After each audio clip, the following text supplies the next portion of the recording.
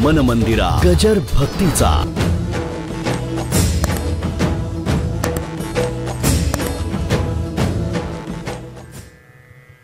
कोणत्याही व्यक्तीचं आपल्याला प्रेम अधिष्ठित रूप बघायला बरं वाटतं. नवरा किती जरी प्रिय असला तरी वटारलेल्या डोळ्याचा नाही.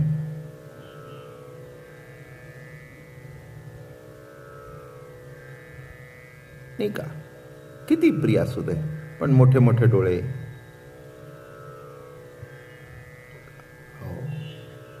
आवाजामध्ये क्रोध आहे.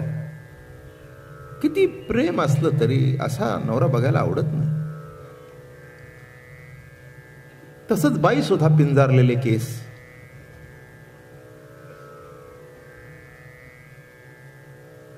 बर का? एकदम वस्तन अशी अटॅक करण्याच्या पवित्र्यामध्ये. बरं का? ती काली त्या पुतळ्यात बघायला बरं वाटते पण दर्शनाकरता रुक्मिणीच बरी. काय म्हटलं मी? हो, ती काली माता, तिची जीभ बीप अशी, ती हातामध्ये मुंडक. अरे काय! आणि पुन्हा नवऱ्याच्या छातीवर पाय. माहिती की नाही तुम्हाला? हा, ती काली बघा ना. ते खाली आडवा येतो, काही दुसरा माणूस बिणूस कोण नाही, राक्षस. शिवाय इथल्या बायकांनी जर ठरवलं की आम्हाला या पोज मध्ये फोटो पाहिजे तर पुढे काय व्हायचं?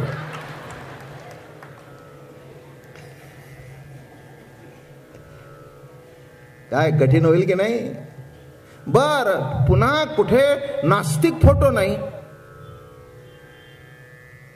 देवाचं अनुकरण नाही करायचं तर कुणाचं करायचं? आहे का नाही? माहिती आहे ना तुम्हाला? ती अशी जीभ बाहेर काढली होती की नाही, ते सगळे घाबरले. ती जी कापला की नाही त्या महिषासुराला, महिषासुर मर्दिनी, कापल्यानंतर एकाची छाती होईना तिच्या पुढे जाण्याची. विष्णू मागे सरले. अहो काय असतं, पुरुषाला धरता येतं, बाईला धरताना भयंकर पंच. अलग अलग एक हात धरला आणि ती जर म्हणली, म्हणजे तिला आवरण्याकरता हात धरला आणि ती जर म्हणली माझा विनय भंग झाला तर पुढे काय कपाळावर हाणून घ्या. अवघड असतं बायकांच्या बाबतीत. म्हणून बायकाने गुन्हा केला की ती पहिल्यांदा पोलीस बायका बोलवायला लागतात. अवघड असत. आता ही तर दुर्गा माता, तिला कोण आवरणार? विष्णू जवळ जाईना, ब्रह्मदेव बाकीचे तर की झाडकी पत्ती. शेवटी सगळे गेले. शंकराला म्हणले महाराज आता आपल्या बायकोला आपणच आवरा. आपल्या बायकोला आपण आवरल्याशिवाय काही जमणार नाही. आणि शेवटी मंडळी काय सांगू तुम्हाला, शिव गेले आणि ती तुम्ही चित्र बघितलंय का? जीभ बाहेर आणि डोळे मोठे. एक तुम्हाला मी सांगतो, डोळे मोठे केल्यानंतर काहीही दिसत नाही. बरं का? जेवढे डोळे तुम्ही बारीक कराल तेवढं चांगलं दिसतं. म्हणून सुईमध्ये दोरा होताना असं करावं लागतं. असं करून होऊच शकत नाही. तुम्ही घरी जाऊन प्रयत्न करा, पाहिजे तर प्रॅक्टिकल बघा की दोरी घ्या असं करा, ते कुठेतरी भलतीकडेच जाईल. मग एवढं लहान छिद्रातून जर दोरा व्हायचा असेल तर डोळा मोठा करायला नको का? नाही हो, सूक्ष्म. तसं हे कीर्तन कृष्ण भगवंताबद्दल प्रेम भक्ती ऐकताना जरा सूक्ष्म नजर असू द्या. नाही तर तुम्ही म्हणाल बाबा महाराज काय सांगतायत कोणाला माहित. अंधा कुणान बाचे बहरा सुन सुन असे. वा क्या मार डाला, क्या बात. असं व्हायला नको. तेव्हा ती आडवी शेवटी अशी ती पगायला लागली, काही होईना, जमेना. शेवटी शिवाने विचार केला, ही इतकी तापली, रागवत नाही, आता काय करावं, आपण आडवं पडावं तिच्या पायावर. असे आडवे पडले आणि अडखळली ती आणि खाली वाकून बघितला, आता आपला नवरा. आणि मग तिने जीभ बाहेर काढली. आता काय करा? तेव्हा ही पोज फार सुंदर आहे. इथली जेवढी जोडपी आली असतील, कदाचित माझ्यापासून सुरुवात करू.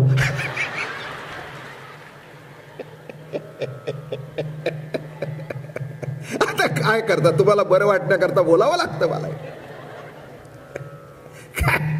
हो, इथून पुढच्या नवदाम्पत्याने जर ठरवलं नाही का. एखादी आधुनिक विचाराची मुलगी असली, जास्ती शिकलेली परडा मुलगी असली, ती म्हणाले नाही मला ही शिवाचीच पोच पाहिजे, तर मी खाली निजा, मी छातीवर पाय ठेव.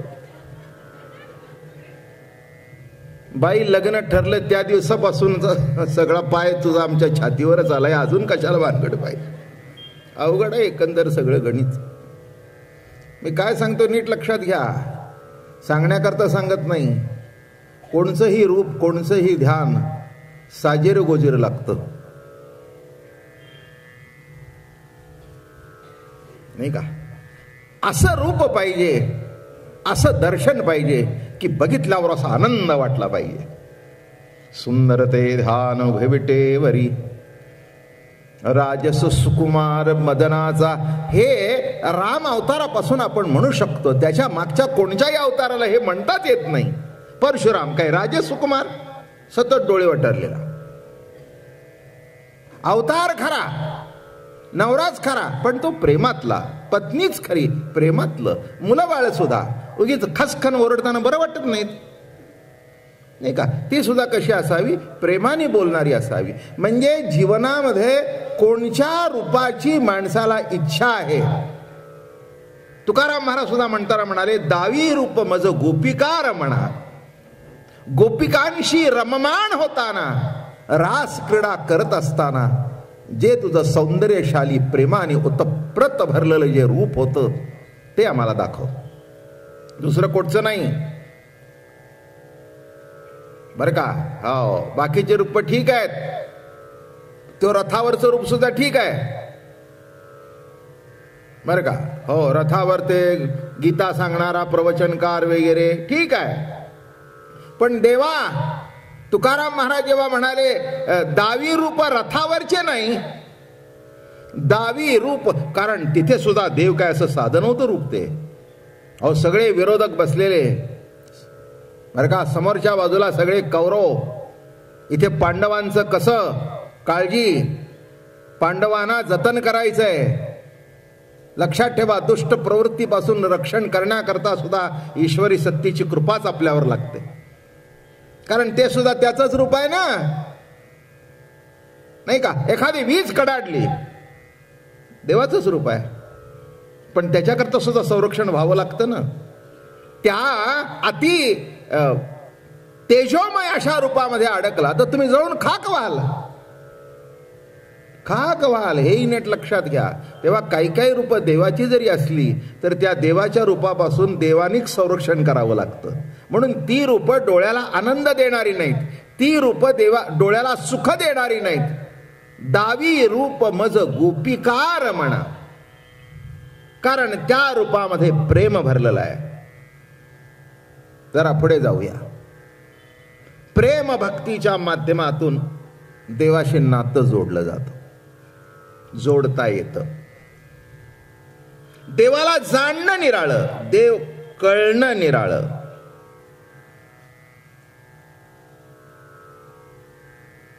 आणि देवाशी प्रेमाचं नातं जुळणं निराळं. आपले अनेक माणसं आपल्याला भेटतात, भिन्न भिन्न पद्धतीने प्रत्येकाचा संबंध असतो. गडी आहे, काम करणारी बाई आहे, स्वयंपाकीन बाई आहे, नोकर आहे, ड्रायव्हर आहे, ऑफिस मधला कारकून आहे, शेजारचा मित्र आहे, सगळे येतात. प्रत्येकाशी काही नाही काहीतरी संबंध आहे. पण एखादी व्यक्ती अशी असते की ज्याचं आपलं प्रेमाचं नातं जुळलेलं असतं. तसं देवाला जाणणं निराळं आणि देवाशी संबंध जोडणं निराळं. जे ज्ञानाधिष्ठित माणसं आहेत ते देव व्हायला निघालेत, त्यांना देवाशी नातं जोडायचं नाही आहे. काय विषय चाललाय आपला, 2-3 दिवस भिन्न भिन्न दृष्टिकोनातून मांडतोय, नाही का. ज्ञान अधिष्ठित माणूस आहे तो देव होईल, पण देवाशी नातं जोडणार नाही. आणि जो प्रेमी आहे तो म्हणेल ठीक आहे, कळलं मला, आता तुझं माझं प्रेम जमू दे, तुझं माझं प्रेमाचं नातं वृद्धिंगत होऊ दे, हे महत्वाचं आहे. म्हणून लक्षात ठेवा की धर्माची मार्गावर वाटचाल करताना बर का, जो धर्म आचरण करणारा आहे करता, त्या धर्माकरता अधिकारी लागतो, ज्ञानाकरता साधन चतुष्ट संपन्न लागतं. कोणालाही धर्माचं आचरण करता येत नाही, त्याला करता साधन सुचिता लागते. बरं का, सर्वांनीच करायचं म्हटलं तर जमेल का? विधीचं योग्य पालन करावं लागतं. धर्माचं आचरण, विधीचं पालन, योग्य तऱ्हेने कर्मकांडाचं आचरण, आणि तेव्हा जे आपल्याला इष्ट फळ मिळतं. इतकं काही धर्माचं आचरण सोपं नाही आहे. जरा चूक झाली तर पाप आहे. अबद्ध पडता वेद दोष बाधती सुबद्ध, नाम पडता अबद्ध श्रोते होती शुद्ध परमार्थता. काय म्हटलं? अबद्ध पडता वेद, वेदाचा थोडा जरी अनुस्वाराचा इकडचा तिकडचा जरी चूक घडली तरी पाप लागतं. इथे तसं काही नाही आहे. प्रेम धर्मामध्ये अलग लक्षात, शाळेमध्ये लिहिताना शिकवतात, ली आई माता आई. काय घरी आल्यानंतर ते कार्टे काय आई म्हणते का? आयो.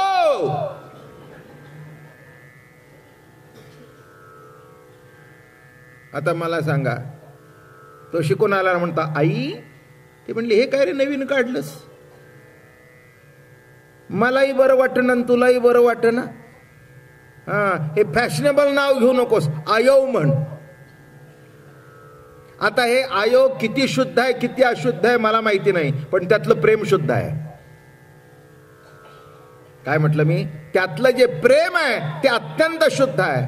तसं धर्माचं आचरण करत असताना, कर्मकांडाच्या आधारातून वाटचाल करत असताना यत्किंचित जरी चुकलं तर तिथे पाप लागल्याशिवाय राहत नाही, लिहून ठेवा. मन मंदिरा गजर भक्तीचा.